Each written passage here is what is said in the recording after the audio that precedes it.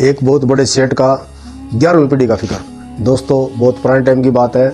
एक सेठ जी होते हैं और वो अपने मुनीम को बुला के बोलते हैं, मुनीम जी आप एक काम करो, मेरे पास कितनी दौलत है सारा हिसाब किताब लगा के मेरे को बताओ।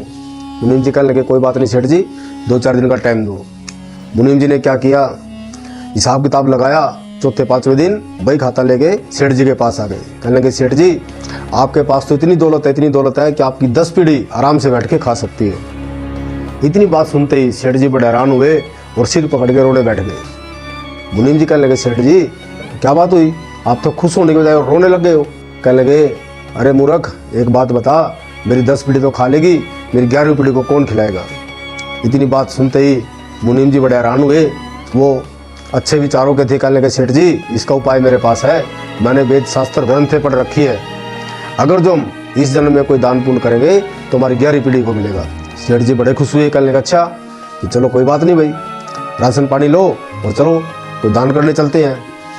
मुनीम जी कहने लगे ठीक है, मेरे पास एक गरीब आदमी है उसके पास चलते हैं पहले। कहने लगे चलो फिर। राशन पानी लिया और एक गांव में भगत जी थे बेचारे बहुत गरीब, उनके घर पे पहुंच गए।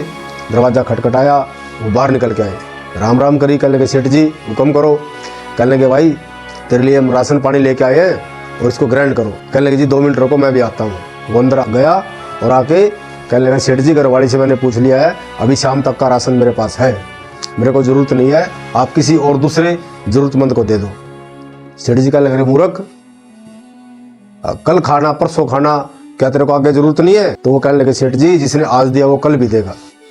अब इतनी बात सुनते ही सेठ की आंखें खुल गई और उसको अपनी मूर्खता पर पश्चाताप हुआ कि कहने लगा भाई बात तो सच्ची है, जिसने आज दिया वो कल भी देगा और मैं खामखा 11वीं पीढ़ी का फिक्र कर रहा हूँ। तो इस तरीके से सेठ को ज्ञान की प्राप्ति हुई। जय हिंद।